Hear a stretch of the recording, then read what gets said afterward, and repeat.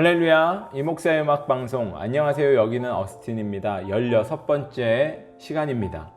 한 주간도 잘 지내셨죠? 벌써 11월도 막바지로 접어들고 있습니다. 다음 주는 미국의 대명절이라고도 할 수 있는 추수감사절이네요. 그래서 오늘은 추수감사절 이야기로 방송을 시작해 볼까 합니다. 여러분들은 추수감사절의 유래에 대해서 알고 계십니까? 사실 미국은 11월 넷째 주 목요일을 추수감사절로 지키고 있습니다. 그래서 추수감사절이 있는 주, 그 주일을 추수감사 주일로 절기를 지키고 있습니다. 그런데 미국과 한국은 한 주 차이로 추수감사 주일이 다른 것 알고 계십니까? 이미 한국은요, 지난 주일이 추수감사 주일이었고 미국은 이번 돌아오는 주일이 추수감사 주일로 절기를 지킵니다. 제가 미국에 있기 때문에 오늘은 미국 추수감사절의 유래를 함께 알아보면 좋겠다라는 생각을 해보았습니다. 사실 감사절의 유래는요, 먼저는 말씀에서 기초하고 있습니다. 구약시대 맥추절로 5월 중순에서 6월 중순 밀추수가 끝날 무렵에 하나님께 드리는 감사제로 출애굽기 23장과 34장에서 볼 수가 있죠. 그런데 오늘날 근대적 유래는요, 북미 대륙을 개척한 청교도들, 이들로부터 유래를 한다고 보시면 됩니다. 사실 올해가 청교도가 미국에 온 지 400주년 되는 기념해이기도 한데요, 청교도들은 영국에서 신앙의 자유를 찾아서 북미 대륙으로 온 사람들, 이들을 이야기하고 있죠. 이 청교도들이 미국으로 오게 된 배경은요, 영국 헨리 8세와 제임스 1세, 찰스 1세 때 이어진 이 종교 박해 때문이었다라고 합니다. 순례자들의 조상들이라고 불리는 이 영국 청교도들은 1600년대 초기부터 신앙의 자유를 찾아서 대서양을 건너 미 대륙으로 이주하기 시작했습니다. 그 중에서도 102명의 청교도들은 메이플라워호를 타고 신앙의 자유를 찾아 북미 대륙으로 이주를 했죠. 1620년 9월 6일, 사실 이전에 1차 항해 실패를 한 이후에 25명의 선원과 102명의 청교도들과 함께 미 동해 중부지방 버지니아를 목적지로 삼고 출발을 했습니다. 남자 78명과 여자 24명으로 출발을 했지만 항해 도중 한 명이 사망하고 또 한 명의 새로운 생명이 탄생을 했다고 합니다. 이들은 11월 11일 버지니아 대신에 동북부 매사추세츠 케이퍼 카드 해안가에 도착을 했고요. 그곳에서 5일간 주일을 답사한 이후에 11월 16일 현재의 플리머스에 정착을 했다고 합니다. 청교도들은 도착한 후 많은 어려움이 있었는데요. 11월 중순에 도착을 했을 때 11월 중순이었기 때문에 굉장히 추운 그런 시간을 보내었다고 합니다. 강풍과 눈보라, 막 이렇게 추위와 질병과 식량 부족들, 특별히 또 원주민들의 냉대 등 이 절박한 상황이었다고 합니다. 그해 겨울에 사실 절반가량의 사람들이 죽음을 맞이했습니다. 생존자는 한 50명 정도밖에 없었고요. 그 중에서도 많은 이들이 지치고 건강의 악화가 되었었다고 합니다. 그러다가 6, 7명 정도의 건장한 사람들이 땔감도 마련하고 또 심실을 만들어서 병자들을 간호하기 시작했고요. 칠면조와 사슴 등을 사냥하여서 고기를 조달하는 자발적으로 헌신하는 이런 부분들이 있어서 조금씩 상황이 좋아졌다고 합니다. 이후에 겨울이 지나고 봄이 찾아오자 원주민 인디언들의 도움을 받아서 작물을 재배하기 시작을 했습니다. 생존한 청교도들은 땅을 개간하고 씨를 뿌리고 가꾸어서 여름과 가을 기대 이상의 추수를 하게 되었다고 하네요. 그들은 시편 126편 6절에 울며 씨를 뿌리는 자는 기쁨으로 단을 거두리로다, 이 말씀으로 하나님 앞에서 감사했습니다. 그리고 겨울에 살아남고 신앙의 자유를 허락해 주신 것과 미 대륙의 개척자로 삼아 주신 것 등으로 하나님 앞에 진심으로 감사했었다고 합니다. 청교도들은 이 북아메리카로 건너온 다음 해인 1661년 가을에 하나님께 첫 추수감사절 예배를 드렸는데요. 추수한 곡식들과 채소들 중에 제일 좋은 것으로 하나님 앞에 드렸다고 합니다. 청교도들은 감사하는 마음으로 이 첫 추수감사 예배를 드렸었고, 첫날인 주일에는 온종일 하나님께 기도하고 찬송을 부르고 말씀을 묵상했다고 합니다. 둘째 날에는요, 칠면조 요리, 또 감자와 옥수수 요리 등을 만들어서 서로 나눠 먹기도 했고요. 또 셋째 날에는 인디언 추장, 마사소이트 등을 초대해서 음식을 나눠 먹으면서 친교를 했다고 합니다. 당시 90명 정도 되는 원주민 인디언들이요, 이 칠면조 구이 요리와 호박파이를 가져와서 같이 친교를 나누었고, 또 그것이 유래가 되어서 추수감사절에는 칠면조 고기와 호박파이를 먹게 되었다라고 합니다.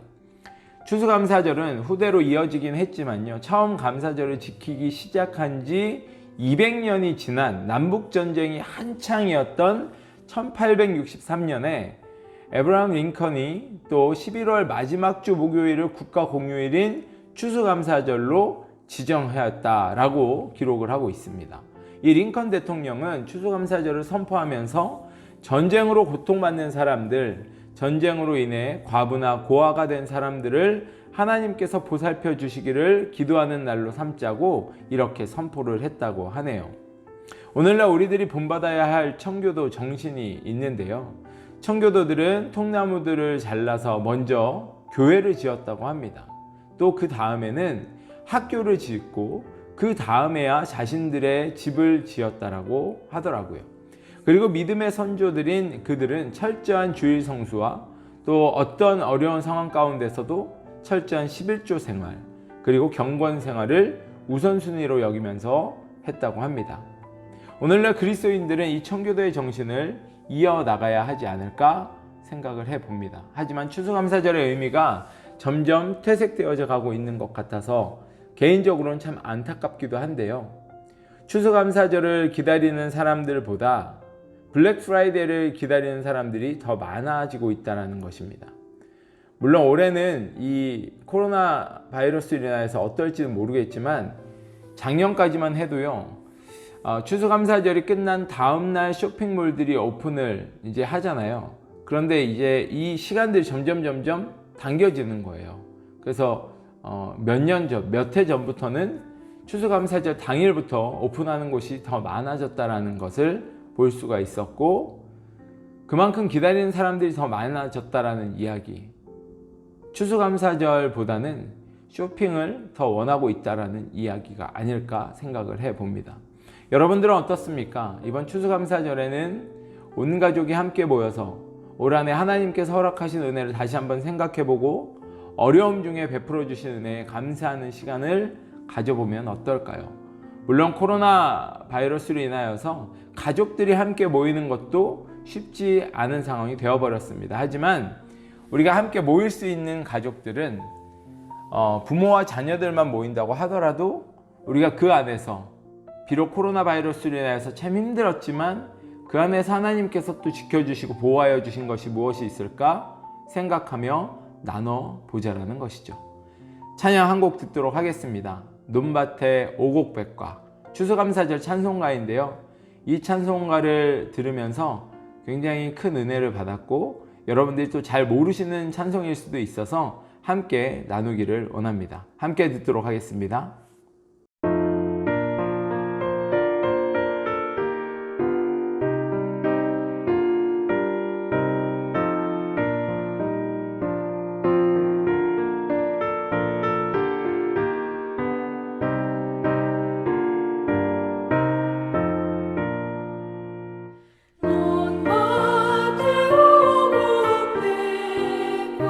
거두게 하신 주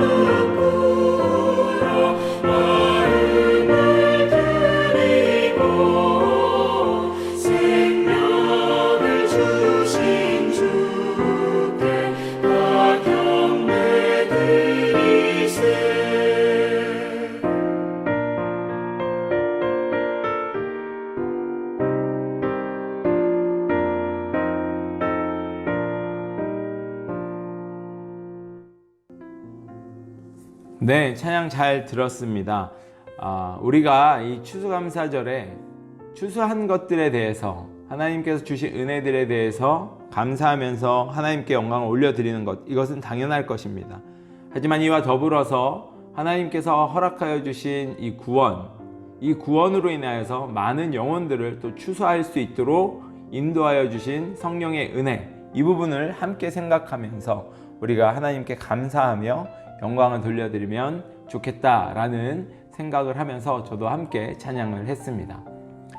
오늘은 2021년도에 유행을 하게 되거나 또 이슈가 될 수 있는 영역들을 이 키워드로 알아보는 트렌드 코리아 2021이라는 책이 있습니다.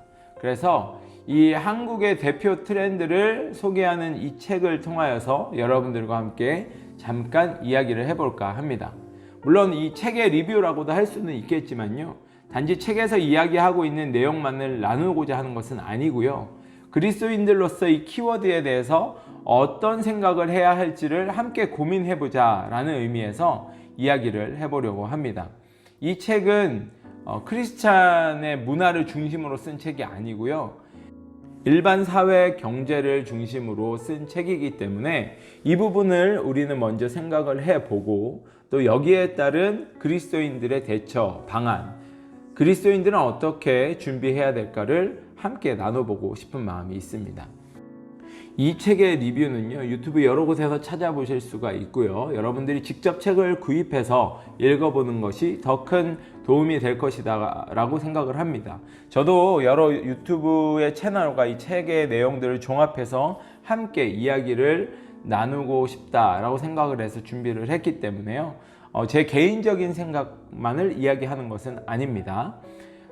사실 이 책을 소개받는 첫 시간에 제게는 조금 충격적인 부분들이 있었습니다.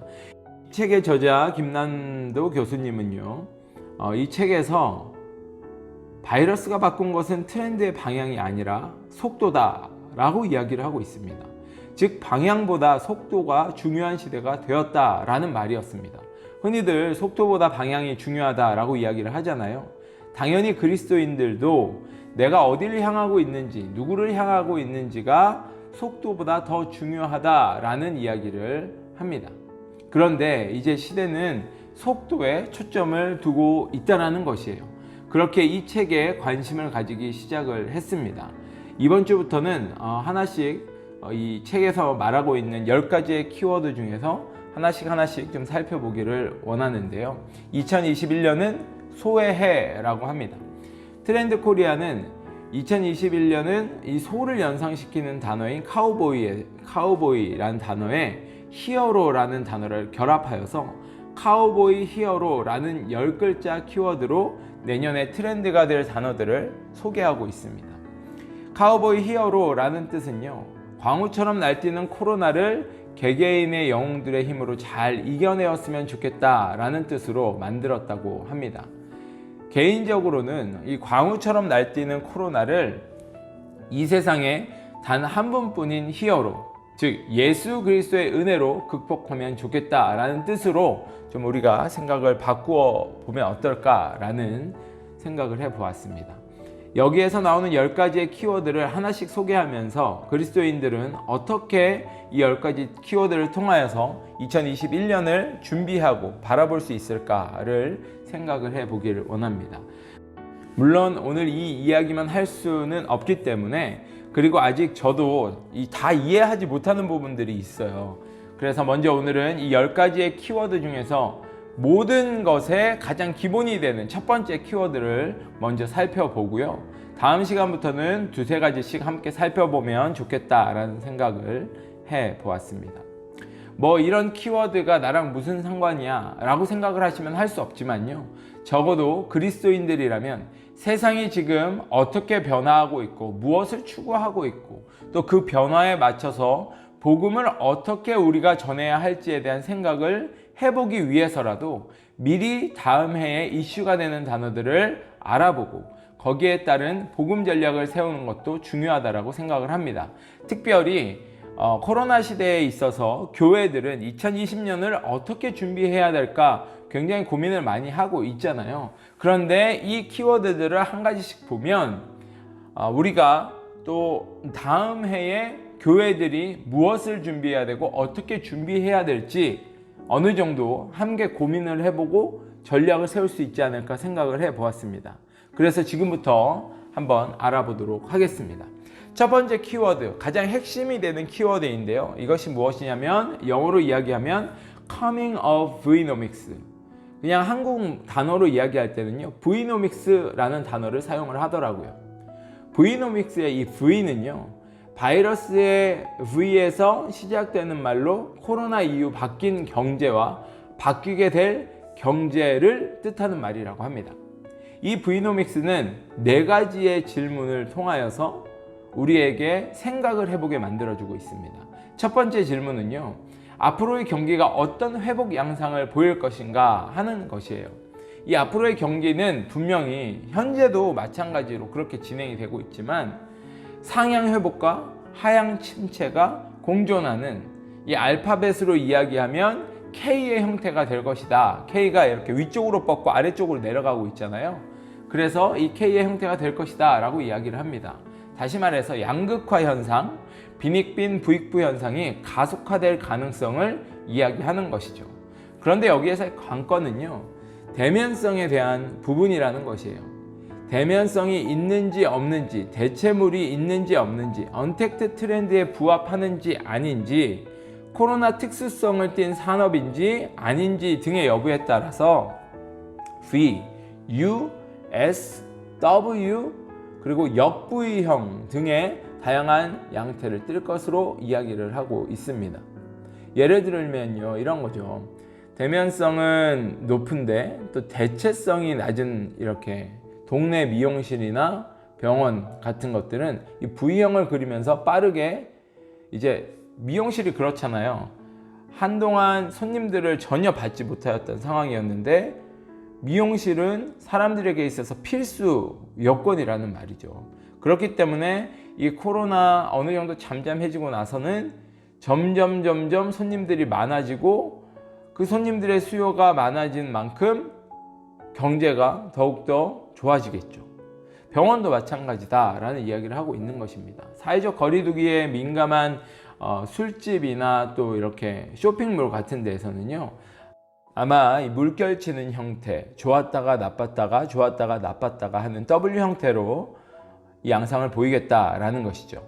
Vnomics가 주는 두 번째 질문은요, 언택트 트렌드의 향후 변화라는 것입니다. 언택트는 크게 재택근무와 또 원격 수업과 비대면 유통 등의 분야에서 계속해서 활용을 해왔죠. 근무지에서의 언택트는 일의 특성을 반영하여서 효율적으로 분화할 것으로 보고 있습니다. 왜냐하면 지금 현재 그렇지 못할 것이다 라고 생각하면서 같이 모여서 근무하고 같은 공간에서 회의를 통하여서 또 여러 가지 다양한 업무를 통하여서 이 일의 효율성을 극대화시켰다 라고 생각을 했었는데, 이 코로나 바이러스로 인하여서 재택근무를 시작을 하고 나서부터는 굳이 모이지 않아도 업무의 효율화가 가중화된다 라는 것을 확인을 했다라는 것이죠. 그렇기 때문에 어떤 업무들은 굳이 비용을 내어가면서 이 건물을 빌려서 이 건물 안에서 함께 모여서 근무를 하지 않아도 되는 이런 부분들을 찾았기 때문에 효율적으로 잘 분할해서 이 근무를 할 수 있도록 각 회사들은 지금 생각을 하고 준비를 하고 시행을 하고 있다라는 것입니다.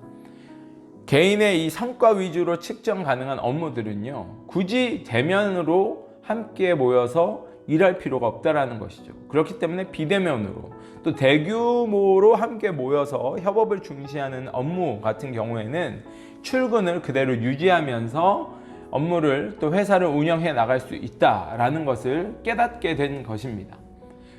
교육 분야는 어떨까요? 교육 분야는요, 이 미국, 제가 살고 있는 텍사스 어스틴은 이미 대면 형식과 비대면 형식을, 온라인과 오프라인을 같이 수업을 병행하고 있습니다. 물론 많은 학생들이 아직까지 등교를 하여서 대면 수업을 하기보다는 비대면 수업을 더 선호하고 있는 것이 사실입니다. 하지만 요즘 8개월 정도 아이들이 학교를 가지 않고 있으니까 여러 가지 문제점들이 생기기 시작을 합니다. 학생들의 인성이나 사회성들과 같은 것들이 이제 점점 떨어지고 있는 것이에요. 이런 것들을 함께 모여서 공동체 생활을 하면서 배우고 익힐 수가 있는 부분들인데 그렇게 할 수 없으니까 빠르게 대면 형식으로 전환해야 할 필요성을 많이 느끼고 있는 것이죠. 학교에서도 마찬가지지만 특별히 부모님들은 더욱더 이런 부분들을 느끼고 있고 아이들이 점점 이제 학교를 가기 싫어한다라는 부분까지도 이야기가 되고 있어서 심각한 사회의 문제로 대두되지 않을까라는 생각도 해보게 됩니다. 그런데 이 교육 분야뿐만이 아니라 각 교회에서도 마찬가지다라는 것이에요. 어떻게 보면 교회도 이제 교육 분야와 관련이 있다라고 생각을 할 수 있잖아요. 주일학교 같은 경우는 이제는 많은 학생들이 교회에 오지 않고 있습니다가 아니라 이제 거의 대부분의 학생들이 교회를 오지 못하는 상황이 되어가고 있습니다. 부모님들도 교회를 오지 않으니까 당연히 더 자녀들은 교회를 오지 않게 되겠죠. 그렇기 때문에 이 분야에서 우리가 생각해 보아야 할 부분들은요, 학교에서도 대면 수업과 비대면 수업을 병행해서 하고 있기 때문에 교회 안에서 일어날 수 있는 많은 부분들, 이 부분들도 대면과 비대면으로 활용하여서 잘 적극 반영을 해야 된다라는 생각을 해보는 것이죠. 무조건 코로나 바이러스로 인하여서 위험하기 때문에 교회를 가지 않는다라고 했었을 때 우리 자녀들이 믿음의 유산을 물려받지 못하는 경우가 훨씬 더 많아지게 되고 신앙이 이어져 나가지 못할 경우가 분명히 생기게 된다는 것입니다. 그렇기 때문에 철저한 방역 가운데서 이 주일학교 학생들 어떻게 우리가 신앙을 교육시킬 것인지 이 부분도 분명히 좀 생각을 해 보아야 되는 것이죠. 비대면 수업을 하다 보면요, 나쁜 것만 있지는 않아요. 거기에 따른 장점들도 많이 있기 때문에 이 부분들도 적극적으로 함께 활용하면 좋을 것 같은데요. 이것을 뭐라고 이야기하냐면 단어로 이야기했을 때 블렌디드 러닝이라고 이야기를 하더라고요. 자, 그럼 유통산업은 어떨까요? 유통산업은 오히려 더 호황을 보이고 있다고 해도 과언이 아닐 것 같습니다. 앞으로 더욱더 확장이 되겠죠. 이미 많은 회사들이 빠르게 오프라인에서 온라인 유통으로 연구를 하고 있다고 합니다. 이처럼 사회 여러 분야에서는 비대면과 대면, 앞으로 어떻게 우리가 준비해야 되는지를 이야기하고 있고, 그 부분에 있어서 그리스도인들도 함께 고민하고 빠르게 적응해 나가야 되는 부분들이 필요하다는 것이죠.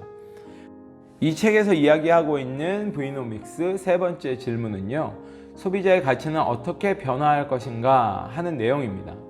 여러분은 물품을 구입할 때 무엇을 보고 구입을 하십니까? 가격, 퀄리티, 브랜드 등 다양한 부분들을 점검을 하실 텐데요.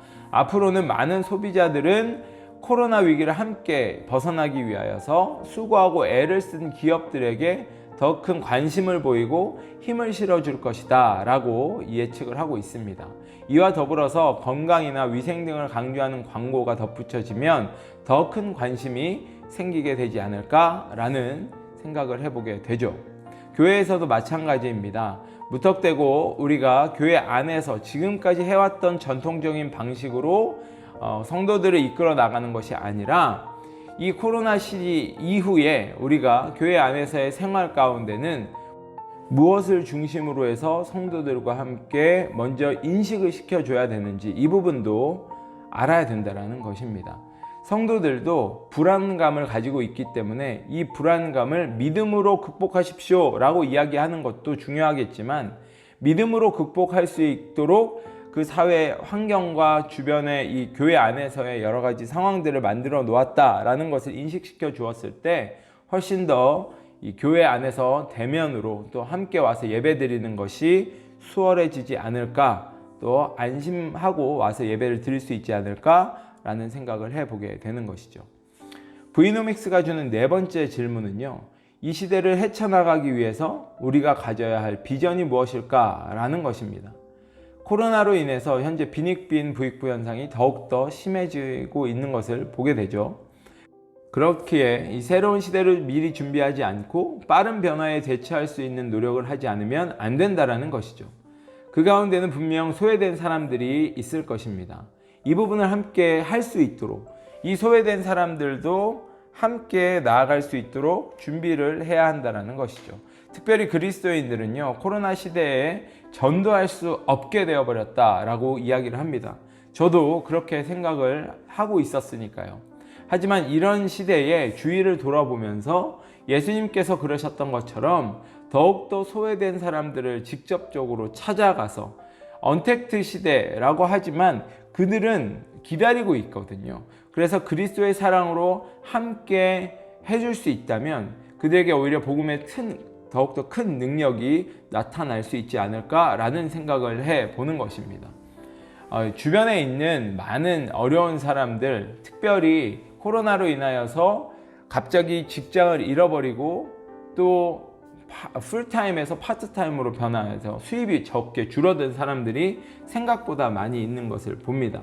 그들에게 물질적인 필요의 도움도 필요하겠지만 정신적인 충격이 먼저 회복이 되어져야 되고 극복이 되어져야 되기 때문에 먼저 한번 찾아가서 그들을 위하여서 기도해주고, 그들 가운데 격려와 위로가 필요하다라면 하나님의 말씀으로 또 함께 살아있는 간증을 통하여서 이 부분을 나눌 때 그들이 힘을 얻고 또 위로를 받아서 이제 죽었던 그런 자리에서 다시 한번 일어나서 하나님께서 본인에게 허락하여 주신 비전 다시 한번 찾고 하나님 앞으로 나아갈 수 있는 그런 기회가 되지 않을까라는 생각을 해보게 되었습니다. 이렇게 오늘 저희들은 이 브이노믹스라는 단어를 통하여서 이야기하고 있는 2021년의 트렌드에 대한 키워드 첫 번째 것을 함께 살펴보았습니다. 여러분 어떻게 생각을 하십니까? 2021년도 이제 앞으로 이 10가지 키워드 9가지 남았잖아요. 우리가 다음 주는 추수감사주일이기 때문에 추수감사절 다음 날이기 때문에요. 음악방송은 한 회 쉬도록 하겠습니다. 그래서 2주 후부터는 우리가 두세 가지씩 이 트렌드 코리아 2021 이 키워드를 좀 살펴보면서 그리스도인들이 또 교회들이 2021년을 어떻게 준비해야 될까 함께 나눠보려고 합니다. 함께 찬양을 좀 듣도록 하겠습니다. 이런 교회 되게 하소서. 소리엘이 찬양합니다.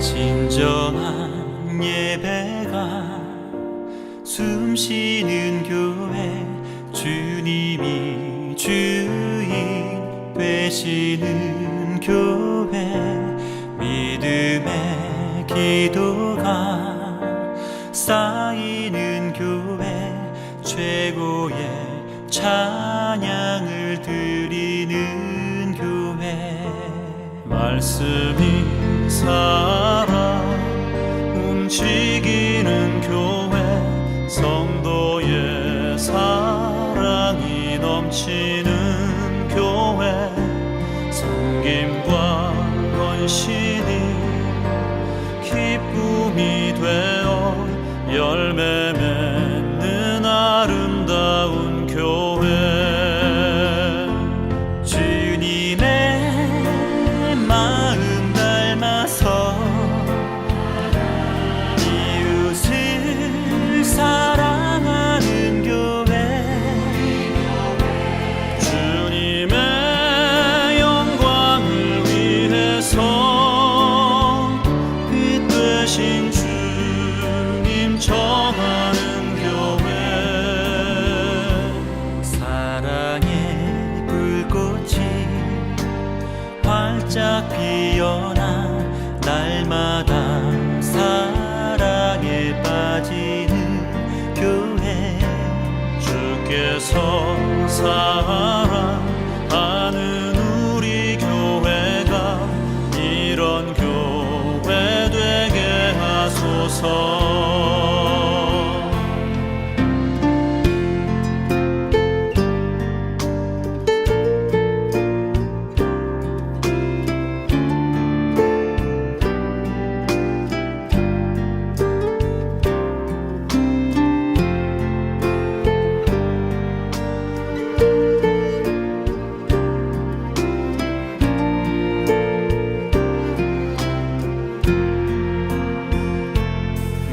튼튼히 살아 움직이는 교회 성도의 사랑이 넘치는 교회 섬김과 헌신이 기쁨이 되어 열매 맺는 아름다운 교회 주님의 마음 닮아서 이웃을 사랑하는 교회 주님의 영광을 위해서 빛 되신 주님 전하는 교회 주께서 사랑하는 우리 교회가 이런 교회 되게 하소서 주님의 마음 닮아서 이웃을 사랑하는 교회 주님의 영광을 위해서 빛 되신 주님 전하는 교회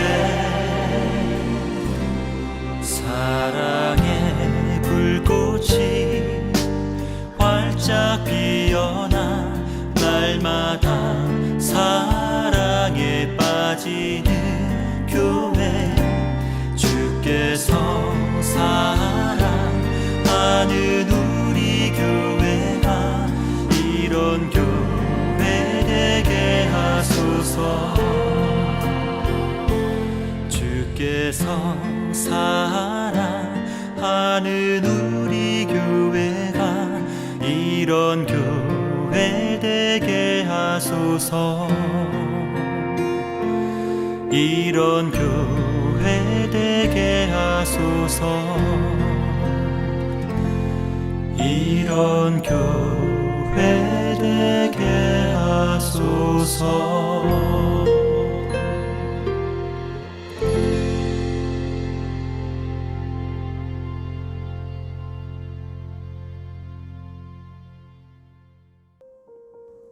네, 찬양 잘 들었습니다. 여러분 요즘 말씀 생활을 어떻게 하고 계신가요? 제가 요즘 한 주에 한 번씩 말씀을 장별로 요약해서 영상을 제작하고 있는데요. 사실 이 영상은 저 스스로를 위한 것으로 시작을 했었습니다. 목회자가 말씀 66권의 장별 내용은 알고 있어야 하지 않을까라는 생각으로 시작을 했다가 이렇게 말씀을 처음부터 하나씩 정리해 나가다 보니 너무 큰 은혜를 받게 되는 것을 느꼈습니다. 힘들고 지칠 때 어떤 말씀을 통해 은혜를 받을 수 있는지, 감사할 때는 무엇을 어떻게 감사를 해야 하는지, 역사를 통해 지금 나의 삶을 재조명할 수 있는 부분들은 무엇인지, 또 매 순간 약속의 말씀들을 통해 제 삶에 하나님이 개입하셨던 부분들, 또 무엇보다도 말씀의 전체적인 이해를 하는 부분에 있어서 큰 도움이 되었던 부분들이 있었기 때문에요. 나만 이 은혜를 누리지 말고 여러 성도님들과 함께 은혜를 나누어야 하겠다라는 생각을 하게 되었고 급기야 영상으로 만들게 되었던 것입니다. 아직 성경 66권을 다 요약하려면 시간이 더 많이 필요하겠지만 한 주 한 주 영상을 만들면서 보람도 느끼고 또 많은 분들의 신앙에 도움이 되었으면 좋겠다라는 생각을 하고 있습니다. 그래서 오늘도 함께 말씀을 나누기를 원합니다. 이 말씀을 통해서 우리의 인생이 리부트 되어서 또 세상에 많은 다른 것들을 의지하려고 생각하지 마시고 말씀이 나에게 지혜를 주고 또 새로운 삶을 허락함을 깨닫고 말씀만 의지하면서 살아가게 되시기를 바랍니다. 오늘은 창세기 1장부터 20장까지의 말씀을 요약했습니다. 함께 들어보도록 하겠습니다. 할렐루야, 인생 리부트 프로젝트 말씀으로 돌파하라. 오늘은 창세기 1장부터 20장까지의 장별 말씀을 요약합니다. 창세기 1장에서는 하나님이 천지를 창조하십니다. 첫째 날 빛을 만드시고 낮과 밤을 구분하십니다. 둘째 날 궁창을 만드시고 물 가운데 공간을 위와 아래로 나누어 위를 하늘이라고 부르십니다. 셋째 날 물을 한 곳으로 모아 바다로 부르시고 묻이 드러나 땅이라고 부르십니다. 씨를 맺는 식물과 씨가 든 열매를 맺는 나무를 땅 위에 내게 하십니다. 넷째 날 하늘 공간에 광명체들이 있어서 낮과 밤을 나뉘게 하시고 이로 징조와 계절과 날과 해를 이루게 하십니다. 두 광명체와 별들을 만드셨습니다. 다섯째 날 물에 있는 생물들, 날아다니는 새들을 창조하십니다. 이들에게도 번성하라 명하십니다. 여섯째 날 땅의 생물을 종류대로 창조하시고 하나님의 형상대로 하나님의 모양을 따라 사람을 만들어 남자와 여자를 창조하시고 창조된 생물들을 다스리게 하십니다. 생육하고 번성하라고 명령하십니다. 창세기 2장에서는 천지와 만물이 다 완성이 되어집니다. 하나님이 일곱째 날 안식을 하십니다. 하나님이 사람을 흙으로 빚으시고 그 코에 생기를 불어넣어 생명체가 되게 하십니다. 에덴의 동산을 만드시고 사람을 거기에 두신 후에 동산 한가운데에는 생명나무와 선악을 알게 하는 나무를 만들어 놓으셨습니다. 에덴으로부터 비손강, 기혼강, 티그리스강, 유브라테스강의 원류가 되는 강이 흐르게 하십니다. 아담이 동물의 이름을 지어주고 하나님은 여자를 창조해 아담에게 허락하여 주십니다. 이에 아담은 내 뼈 중에 뼈요 살 중에 살이라고 하며 기뻐합니다. 창세기 3장에서는 뱀의 유혹에 넘어간 하와가 또 하와의 유혹에 넘어간 아담의 모습이 기록되어져 있습니다. 눈이 밝아져 자신들의 벌거벗었음을 알게 되고 무화과 나무 잎을 엮어서 옷을 만들어 입습니다. 여호와의 낯을 피해 숨게 되는 아담과 하와, 또 하나님의 질문에 아담이 하나님께 핑계대는 모습이 보여집니다. 하나님의 벌을 받게 되는 뱀, 하와, 아담, 그리고 아담 때문에 땅이 저주를 받게 됩니다. 하나님께서 가죽옷을 만들어 입히시고 아담과 하와가 에덴 동산에서는 쫓겨납니다. 창세기 4장에서는 하와가 농사를 짓는 가인과 양을 치는 아벨을 낳습니다. 하나님께서는 아벨의 제사만 받으시고 가인에게는 죄를 다스리라고 말씀하십니다. 들에서 가인이 아벨을 돌로 쳐 죽입니다. 가인이 아내와 동침하고 에녹을 낳고 또 야발은 가축을 기르는 삶의 조상이 되고 유발은 하프와 피리를 연주하는 자들의 조상이 됩니다. 두발가인은 청동과 철로 각종 도구를 만들고 이후에 아담이 셋을 낳습니다. 창세기 5장에서는 아담에서 노아까지의 족보가 기록되어져 있습니다. 에녹은 365년을 살고 하나님이 데려가십니다. 무드셀라는 969년을 살다가 죽습니다.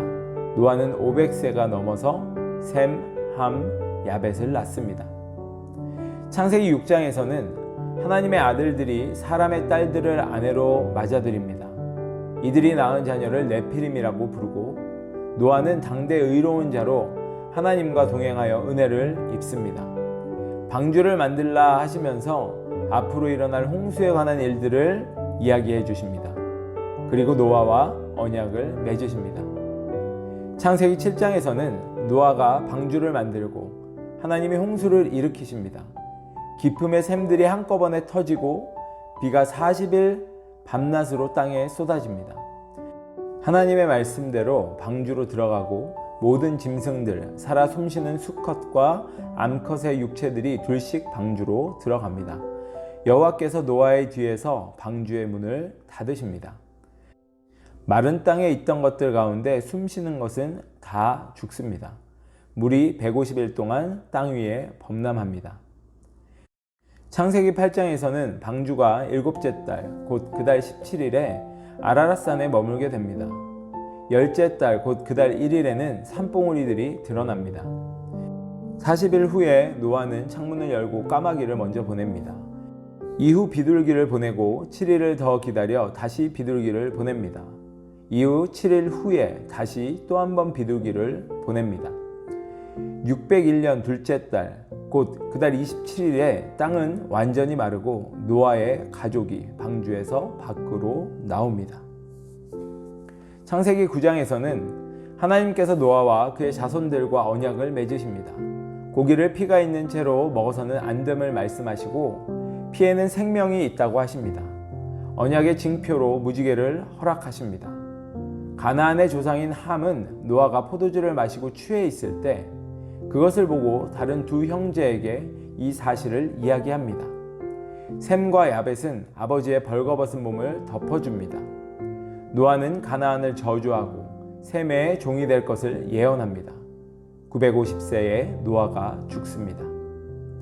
창세기 10장에서는 셈, 함, 야벳의 족보가 기록되어져 있습니다. 야벳의 자손들로 해안 민족들이 여러 땅으로 퍼졌습니다. 함의 자손들은 종족과 언어에 따라 영토와 민족별로 갈라져 나가기 시작합니다. 셈의 자손들은 종족과 언어와 영토와 나라에 따라 나누어졌습니다. 창세기 11장에서는 바벨탑 사건이 일어납니다. 하나님이 언어를 혼란하게 해 서로 알아듣지 못하게 하고 온 땅에 사람들을 흩어버리십니다. 셈에서 아브라함까지의 족보, 데라는 70세에 아브람, 나홀, 하란을 낳습니다. 하란은 롯을 낳습니다. 데라는 가족들을 데리고 갈대아 우르를 떠나 가나안으로 가려 했지만 하란에 살게 됩니다.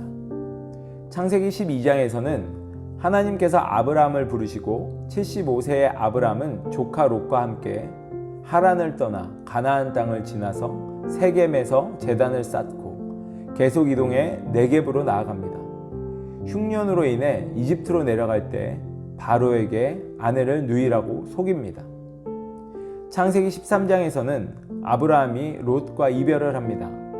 롯은 요단의 온 들판을 선택해서 동쪽으로 가고 아브라함은 가나안에 정착합니다. 하나님이 아브라함에게 동서남북을 누비며 다닐 때 그 땅을 아브라함에게 줄 것을 약속하십니다. 창세기 14장에서는 아브라함이 318명의 훈련병으로 조카 롯을 구하고 돌아오는 길에 멜기세덱을 만나 11조를 드립니다. 창세기 15장에서는 하나님과 아브라함의 언약, 그리고 하나님이 이스라엘의 400년 애굽 종살이를 예언하십니다. 창세기 16장에서는 하갈이 임신을 합니다. 하갈은 임신했다고 주인 사례를 업신여기다가 학대를 당하고 도망을 칩니다. 부엘라 헤로이, 나를 보시는 살아계신 분의 우물이라는 셈에서 여호와를 만나 아들을 이스마엘이라고 이름합니다. 창세기 17장에서는 아브라함에서 아브라함으로 사레에서 사라로 이름을 바꾸어 주십니다. 그리고 할례의 언약을 행하시는 하나님의 모습을 볼 수가 있습니다. 창세기 18장에서는 아브라함이 손님 3사람을 맞이하고 아브라함이 소돔을 위해 의인 50명, 45명, 40명, 30명, 20명, 10명에 대해서 간구하는 장면이 기록되어져 있습니다. 창세기 19장에서는 하나님의 말씀을 농담으로 여긴 롯의 사위들은 멸망을 당합니다. 롯의 딸들의 근친상간으로 모압과 암몬이 태어나게 됩니다. 창세기 20장에서는 아브라함이 아내 사라에 대한 두 번째 거짓말을 그랄 왕 아비멜렉에게 하는 장면이 기록되어져 있습니다. 이렇게 창세기 1장부터 20장까지 각 장별 요약을 마무리합니다. 네, 잘 들었습니다. 우리가 말씀으로 우리의 신앙이 계속해서 업그레이드 되면 좋겠다라는 생각을 해봅니다. 마지막으로 이 이야기를 나누면서 이제 찬양을 한 곡 듣고 오늘의 음악방송 마무리하려고 하는데요. 제가 지난주 중에 맥북을 사용을 하고 있는데 제가 컴퓨터를 맥북을 사용하고 있거든요. 그런데 이 맥북 OS가 업데이트가 되었어요. 아직 무엇이 업데이트가 되었는지 제가 정확하게 테스트는 다 못 해보았지만 외관상으로도 좀 더 깔끔해진 느낌이 들더라고요. 그런데 이 업데이트된 부분들을 보면서 나의 믿음도 또 나의 신앙도 업데이트가 되어야 하는 부분들이 분명히 있구나라는 것을 깨닫게 되었습니다. 업데이트가 되면요, 달라지는 모습들이 있어야 된다는 거예요. 그런데 너무 오래된 컴퓨터는 업데이트가 되지 않습니다. 제가 예전에 사용하던 컴퓨터가 있거든요. 2012년부터 2020년까지 8년 동안 사용했던 이제 맥북이 또 있습니다. 이제는 제 딸이 사랑이가 그 컴퓨터를 사용을 하고 있는데요. 너무 오래되다 보니까 이 컴퓨터는 업데이트가 되지 않는다고 하더라고요. 그런데 이 부분을 생각해 보면서 믿음도 아주 오랫동안 성령으로 인하여서 꾸준히 업데이트가 되어지지 않고 옛 모습 그대로 있다면 언젠가는 그 심령이 굳어져서 거기에 머물러야 할 수밖에 없는 상황이 되겠구나, 이런 생각을 해보게 되었습니다. 믿음에 또 신앙에 계속해서 변화가 일어나야 된다는 것이에요. 예수 그리스도를 믿는 믿음은 변할 수가 없겠죠. 진리는 변할 수가 없기 때문에 그렇습니다. 하지만 변하지 않는 진리를 통하여서 세상을 바라보는 나의 눈은 변해야 된다라는 생각을 해보게 되는 것이에요. 그래서 오늘 2021년 트렌드 코리아라는 책을 통하여서 우리가 새로운 시대를 맞이하게 될 우리의 눈을 좀 업데이트 시켜보자 라는 의미에서 여러 가지 오늘의 말씀들을 함께 나누어 보았던 것입니다. 하지만 그 가운데서도 세상을 쫓아가지 않기 위하여서는 내가 예수 그리스도를 믿음으로 받아들이고 예수 그리스도와 함께 동행하는 이 진리된 말씀만은 내 안에 간직하고 있어야 한다는 것은 사실입니다. 진리를 바꾸자라는 것이 아니고요, 세상을 바라보는 눈, 진리가 우리 가운데 있으면서도 세상을 바라볼 수 있는 눈을 바꾸어야지 우리가 한층 더 우리의 신앙을 업그레이드 할 수 있고 업데이트 할 수 있지 않을까라는 생각을 해보게 되었습니다. 여러분, 여러분의 신앙은 괜찮으십니까? 분명 세상은 달라지고 있습니다. 달라지는 세상 가운데 우리의 신앙과 믿음이 업데이트 되어져야 될 부분들이 무엇인지를 다시 한번 생각을 해보고요.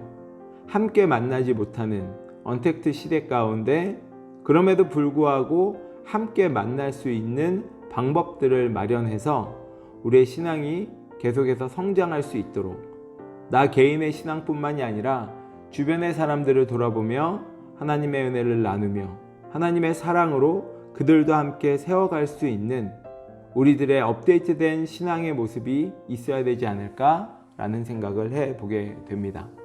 우리가 마지막 찬양 한 곡 듣고 오늘은 이 시간 마무리해야 될 것 같습니다. 마지막 찬양입니다. 십자가의 전달자, 함께 찬양 들으시고요. 이 시간 마무리하도록 하겠습니다. 다음 주는 추수감사 주일입니다. 여러분, 가족들과 또 주변에 있는 이웃을 돌아보아야 될, 도움이 필요한 사람들을 한 번씩 돌아보시고 하나님의 은혜와 사랑을 나누시면서 복음으로 말미암아 죽었던 영혼들을 살릴 수 있는 한 주간이 되시고요. 다음 주에는 음악방송이 결방입니다. 다다음 주에 여러분들을 찾아뵙고 인사드리도록 하겠습니다. 그때 오늘 다 하지 못한 이야기들, 트렌드 코리아 2021년 나머지 키워드들을 조금 살펴보고요. 지난주에 우리가 함께 나누었던 5가지 사랑의 언어, 이 부분도 다음 주부터 저희들이 구체적으로 하나씩 언어를 살펴보도록 하겠습니다. 2주 동안 승리하시고요. 2주 후에 기쁜 얼굴로 찾아뵙도록 하겠습니다. 샬롬.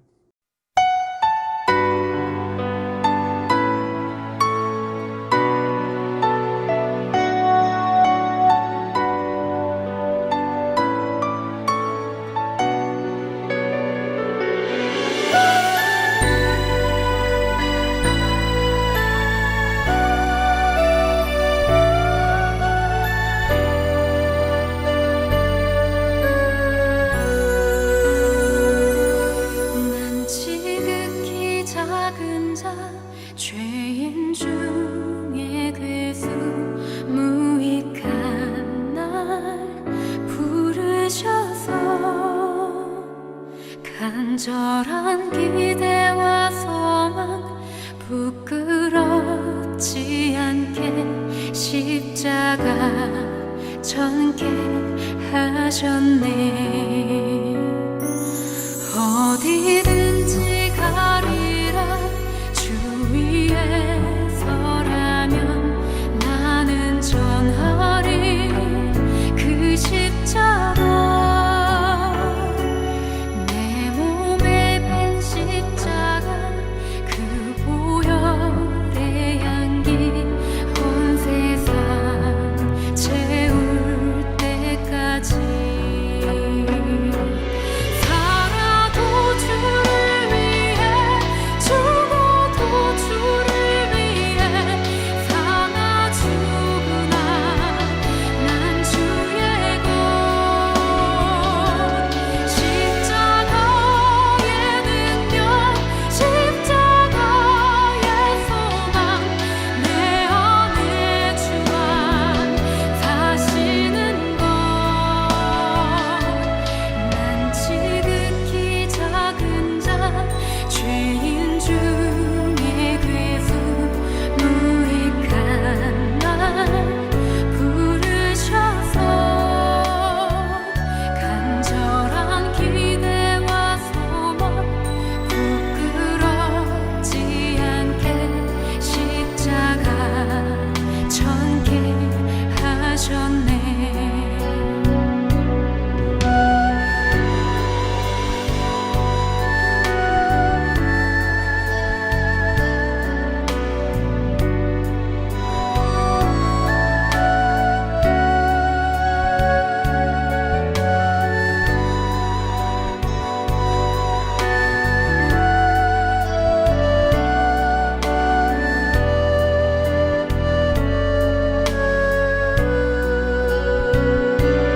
살아도 주를 위해 죽어도 주를 위해 사나 죽으나 난 주의 것.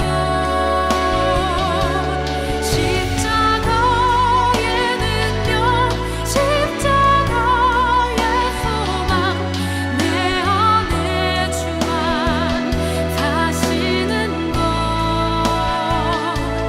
난 지극히 작은 자 죄인 중에 괴수 무익한 날 부르셔서 간절한 기대와 소망 부끄럽지 않게 십자가 전케 하셨네.